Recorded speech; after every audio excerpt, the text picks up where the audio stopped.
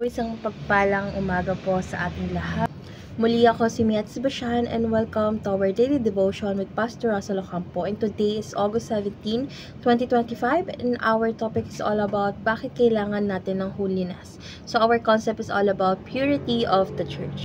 So, yung kalinisan ng iglesia ay hindi lamang tungkol sa panlabas na kaayusan, kundi higit sa lahat sa panloob na kabanalan ng mga anak ng Diyos. So, yung sanctification ay gawain ng Diyos sa kanyang bayan upang hubugin sila na maging kawangis si Kristo. So, nililinis mula sa kasalanan at inihiwalay para sa kanyang banal na layunin. So, mananatiling dalisay ang iglesia kung ang bawat miyembro ay patuloy na lumalago sa kabanalan sa pamamagitan ng kapangyarihan ng Espiritu Santo.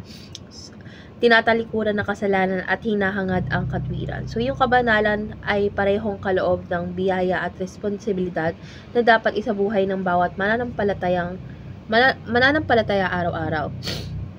So, our Bible readings for today is all about Ephesians chapter 5, verse 25 to 27, ASND version. Mga asawang lalaki, mahalin ninyo ang iyong asawa gaya ng pagmamahal ni Kristo sa iglesia. Ibinigay niya ang kanyang buhay para rito upang gawing banal sa pamamagitan ng salita ng Diyos, matapos linisin sa pamamagitan ng tubig ng bautismo. Ginawa niya ito upang maiharap ang iglesia sa kanyang sarili na maluwalhati, walang dungis o kulubot o anumang kapintasan, kundi banal at walang kapintasan. So ngayon po, dadako na tayo sa ating teaching. So yung first teaching is God purifies the church for Jesus Christ. So yung iglesia is hindi kanya-kanyang samahan, kundi nobya ni Kristo na inahanda para sa kanya. So, kaya't ang layunin ng kabanalan ay maging karapat-dapat na iharap kay Kristo na walang dungis at kapintasan.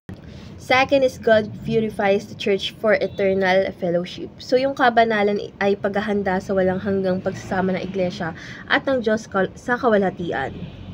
So, doon, ang lahat ng dumi ng kasalanan ay ganap na mawawala at ang tunay na kagalakan ay matatamo.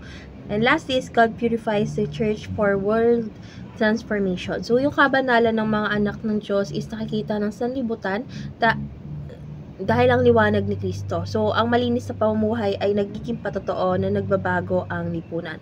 So, ngayon po, dadako na tayo sa ating application.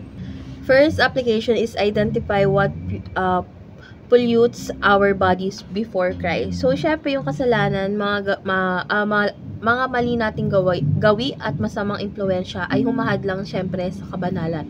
So, kailangan itakwil natin ito at ialay ang katawan sa Diyos.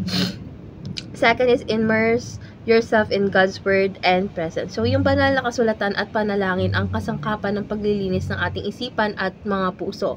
So, kapag nananatili tayo sa Diyos, is tayo ay nililinis at pinapalakas ng kanyang biyaya. And last is influence the world by being salt and light. So, syempre, yung kabanalan ay hindi dapat ikubli, kundi ipamuhay bilang patotoo sa iba. So, sa ganitong paraan is ang mundo ay naaabot ng liwanag ng Ebanghelyo. So, ngayon, dito na tayo sa ating last part, is our discussion. And our discussion talks about why does God ask us to offer our bodies as living sacrifice, holy, and pleasing to Him.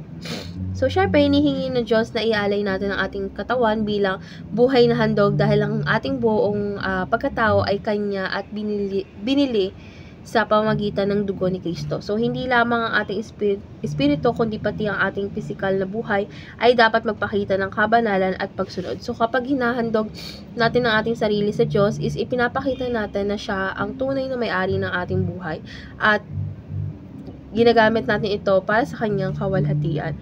So, syempre, natutunan ko po sa devotion na ito na ang kabanalan ay hindi optional, kundi panawagan para sa lahat ng Kristiyano. So, dapat isabuhay natin ito sa pamamagitan ng pagtalikod sa kasalanan, pagsunod sa salita ng Diyos, at pagiging asin at ilaw sa kanyang kapaligiran.